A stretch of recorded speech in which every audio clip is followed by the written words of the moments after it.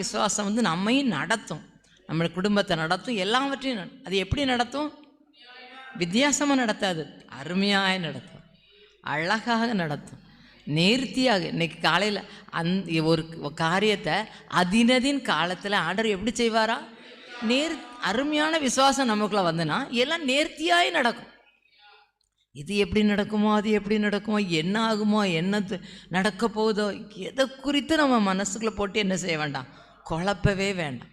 குழப்பம் வரும், ஆனால் அந்த விசுவாசம் நம்மளை என்ன செய்யணும், குழப்பத்தை விட்டு எடுத்துரும். அந்த குழப்பெல்லாம் வரும். குடும்பத்தை எப்படி நடத்த, பிள்ளைகளை எப்படி நடத்த, பிள்ளையுடைய படிப்பை என்ன செய்ய, வேலையை என்ன செய்ய, பணியை என்ன செய்ய, ஊழியத்தை நாங்கள் எப்படி செய்ய, ஊழிய காரியங்களை என்ன செய்ய போகிறோம், இப்படி குழப்பம் நமக்குலாம் வரும். அது மனித குணம், பண்பு, இயல்பு. ஆனால் ஆண்டவர் சொல்கிறார், நான் உங்களை என்ன நடத்த போகிறேன், அருமையான விசுவாசத்தை கொடுத்து நடத்த போகிறேனே. அப்போ ஏன் நீங்கள் குழம்புறீங்க? ஆனால் நான் உன்னை அருமையாய் நடத்துவேன். நான் உங்களை எப்படி நடத்துகிறேன்? அருமையாக. என்னை நடத்துங்க ஏசப்பா, எங்களை நடத்துங்க ஏசப்பா, எங்கள் குடும்பத்தை நடத்துங்க ஏசப்பா, எங்கள் தொழிலை நடத்துங்க ஏசப்பா, எங்கள் பணிகளை நடத்துங்க ஏசப்பா, எங்கள் வீட்டை நடத்திருங்க ஏசப்பா, இந்த அருமையான விசுவாசத்தை தந்துருங்க ஏசப்பான்னு கேட்போம். நிச்சயமான்று தருவேன். இந்த அருமையான விசுவாசத்தை பெற்ற ஒரு சகோதரி என்ற வேளையில் நம்ம சிந்திக்க போகிறோம்.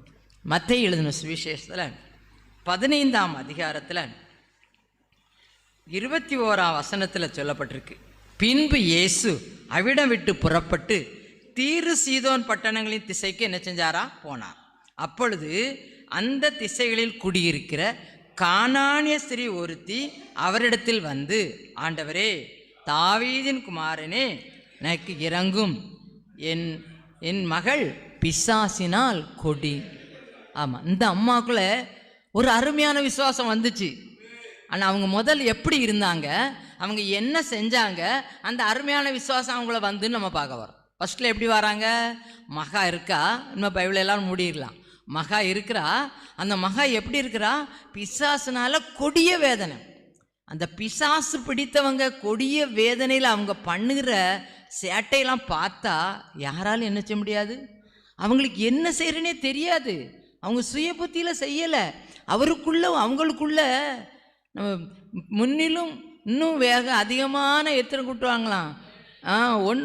ஏற்கனவே ஒருத்தர் உள்ளே இருப்பார், இன்னொரு 7 பேர் வந்துடுவாங்க. 8 பேர் சேர்ந்து அந்த அப்பா அந்த ஆளையோ அந்த சகோதரனையோ சகோதரியோ என்ன பாடுபடுத்துவாங்க. அதுதான் அந்த பிசாசினுடைய கொடிய வேதனை. அந்த கொடிய வேதனையை இந்த அம்மா அனுபவிச்சிருக்காங்க. இதுதான் அவங்களுடைய முதலாவது சூழ்நிலை. அருமையான விசுவாசம் வருவதற்கு அவங்க என்னெல்லாம் செஞ்சாங்க அதுன்னு பார்க்கணும். இந்த முதலாவது சூழ்நிலையில் நான் இதை பார்த்தேன். லேகியோன் பிசாசை எடுத்து பார்த்தேன்.